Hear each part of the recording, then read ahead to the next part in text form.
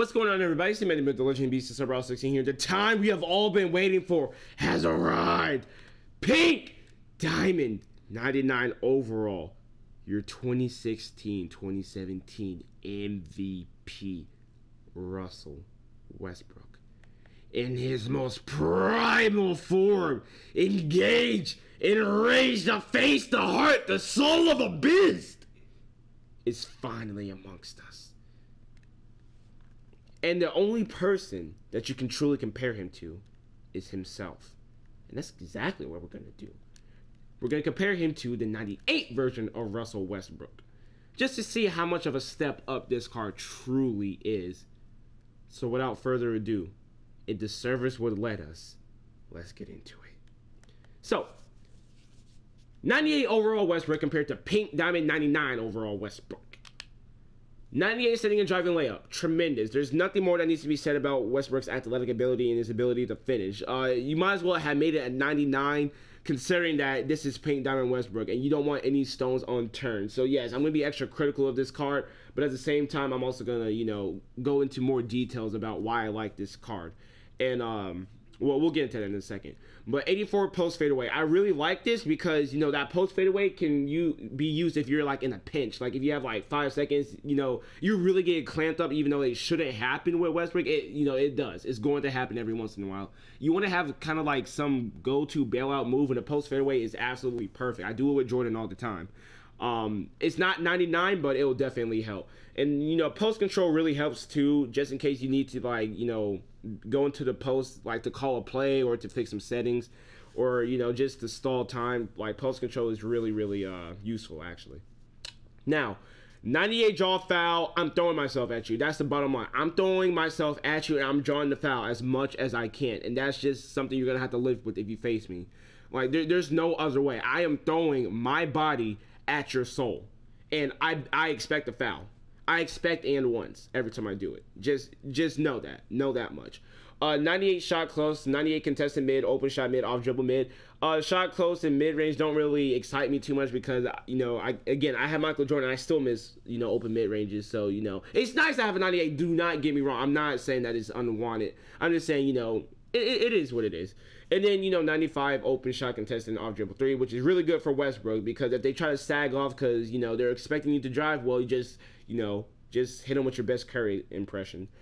95 free throw, 97 ball control, 98 passing across the board, really, really good. Hopefully I don't get those dumb animations where I'll pass the guy next to me and I'll get a turnover. I know you know what I'm talking about. I have Magic Johnson and this has been happening.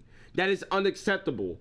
I really want to make a video, but I don't have enough clips, unfortunately. But I swear I can make a 20-minute video just ranting about that. But again, that's a different video. This is quite the contrary.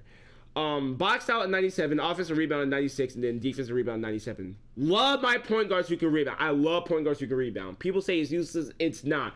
Every single person on my team has to be able to rebound. Every person on my team has hustle rebounder. Every single one. Even J.R. Smith. Even Kobe Bryant. Yes, I put hustle rebounder on Pink Diamond Kobe Bryant. Why? Because I can. Okay? And you can't. So don't be mad at me just because I did it. No, I'm just playing. I'm just kidding. But it's important that every single person on my team rebounds because I don't know why, but rebounding is very inconsistent in this game.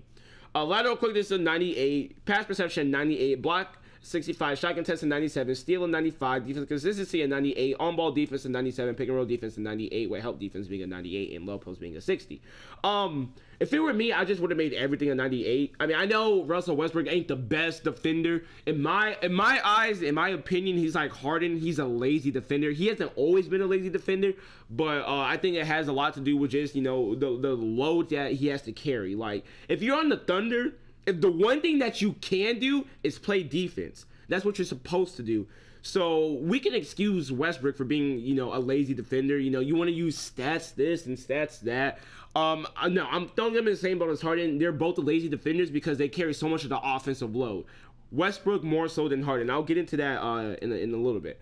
But moving on from that, driving dunk at 98, I mean, water is wet. Contact dunk at 85, wanted that to be like a 98 as well because, it's Westbrook. Like, I know he's not posterizing people, but, his dunks are absolutely vicious.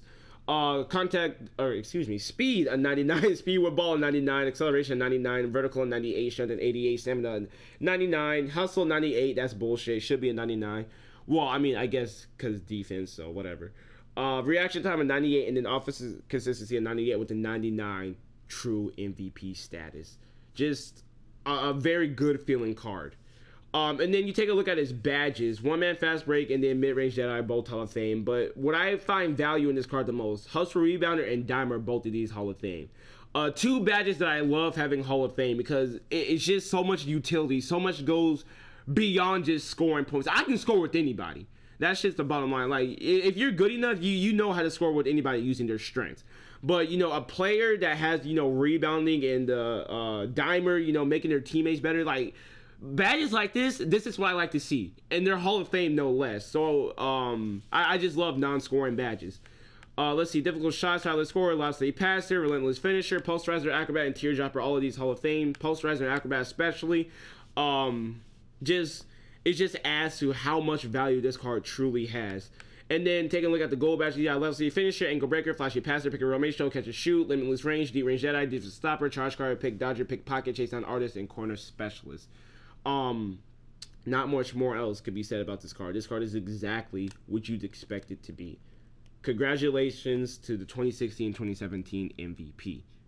Now that that's out the way, does he deserve it? In my eyes, it was the only choice.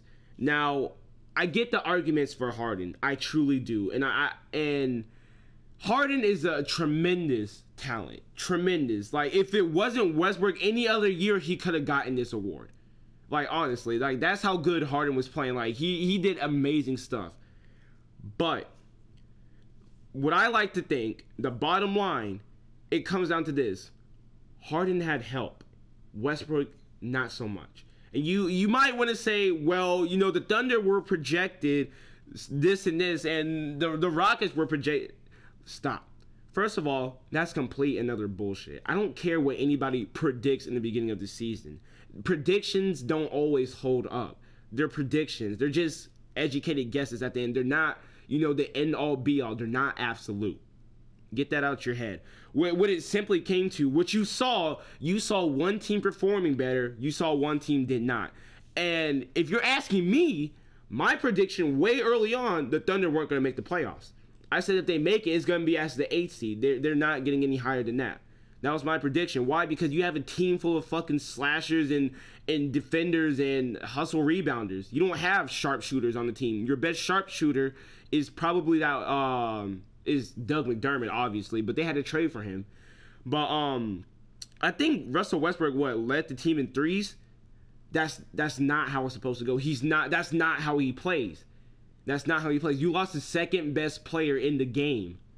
Arguably, you can say that he's the best in some regards. I mean, that's depending on who you ask. I think it's hands down LeBron, but still.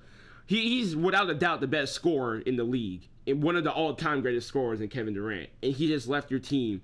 And your team, of course, was going to fall apart. Your team was never that good to begin with. It was just you guys had, like, generational talent. That's what the Thunder was. That's all they were. It was just a whole bunch of talent clocked together like some sort of cancer.